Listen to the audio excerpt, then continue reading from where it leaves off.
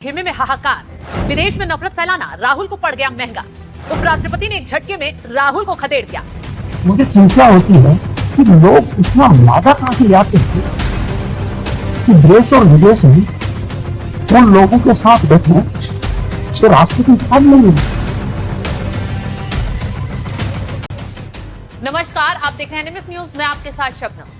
विदेशी मंच पर बैठकर राहुल गांधी ने इतनी बड़ी गलती कर दी जिससे जनाब की न सिर्फ नागरिकता दांव पर लगी बल्कि सांसदी तक छिन सकती है, पासपोर्ट भी रद्द हो सकता है।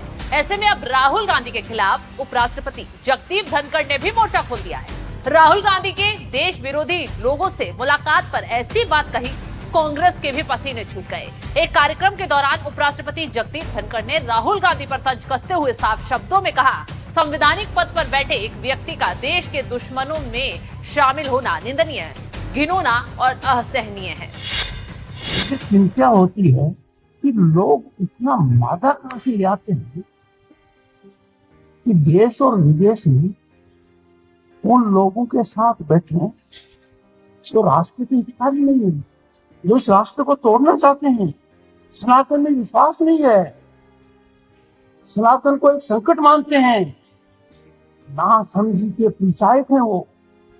और उससे ज्यादा गंभीर बात है कि उनको कुंठित करने वाली आवाज शिथिल नहीं होनी चाहिए। यह समय चुप रहने का नहीं है, यह शताब्दी का महत्वपूर्ण पड़ाव है। यह शताब्दी भारत की है, यह शताब्दी सनातन धर्म की भूमि की है, यह शताब्दी विश्व केंद्र बनेगा।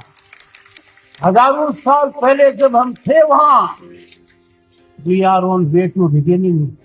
इतिहास में देखिए, world's most prestigious institutions were in India. Nalanda, Takshashila, नाम गिनाते गिनाते थक जाऊंगा।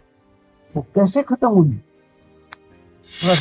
तो सुन लिया आपने, जगदीप धनखड़ राहुल गांधी की उस हरकत पर भड़के हैं जिसमें वो विदेशी मंच पर बैठकर न सिर्फ देश के खिलाफ जमकर जहर उगल रहे थे बल्कि चीन की तारीफ कर रहे थे। इसके साथ साथ मोदी सरकार के खिलाफ साजिश भी रच रहे थे। राहुल गांधी ने मोदी सरकार को कोसने के लिए विदेशी मंच पर आरएसएस को निशाना बनाया, आरएसएस की विचारधारा पर सवाल उठाया। क्या कुछ कहा था राहुल गांधी ने, तो पहले ये सुनवाते हैं। Battle that is being fought in India. The RSS believes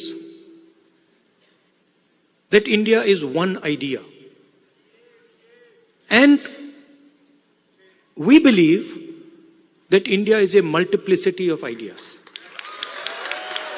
And we believe, by the way, very much like the United States, we believe that everybody should be allowed to participate. We believe that everybody should be allowed to dream.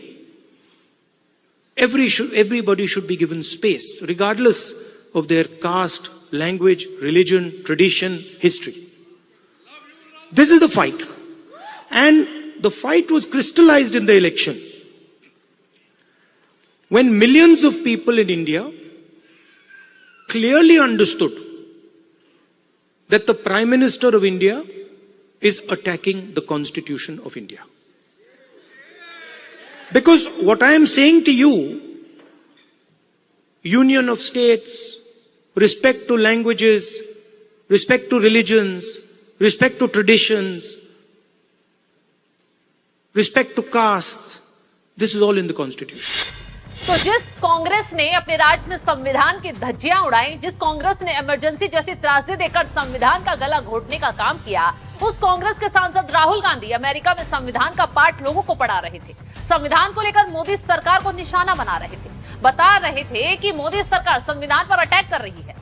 लेकिन राहुल गांधी भूल गए कि मोदी सरकार संविधान का मान रखते हुए सभी धर्म जातियों को बराबरी का दर्जा देकर चल रही है, जबकि राहुल गांधी जैसे नेता संविधान को पॉकेट में लेकर घूमते हैं। ऐसे में वो तस्वीर भी आपको याद दिला देते हैं जब पीएम मोदी तीसरी बार सरकार बनने के बाद संसद में गए थे तो संविधान को माथे से लगाया था। लेकिन अब एक और तस्वीर भी देख लीजिए, विपक्ष देश से विदेश तक सिर्फ मोदी सरकार को बदनाम करने के संविधान का मुद्दा बना रहा है, आरक्षण के मुद्दे पर गलतफहमियां फैला रहा है।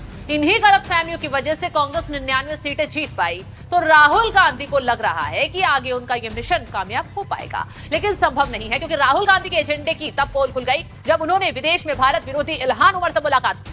जिस तरीके से इल्हान उमर भारत के खिलाफ जहर उगलती है, पीओके को लेकर भारत को निशाना बनाती है, ठीक वैसे ही राहुल भी बोल रहे थे। यही वजह है कि राहुल गांधी की विदेश यात्रा सबको संदिग्ध लग रही थी और अब उपराष्ट्रपति ने राहुल गांधी को आईना दिखाने का काम कर दिया है। कांग्रेस पर देश को तोड़ने की साजिश रचने का आरोप लगा दिया है। तो फिलहाल इस खबर पर आपका कहना क्या, आपकी राय क्या, कमेंट कर जरूर बताएं।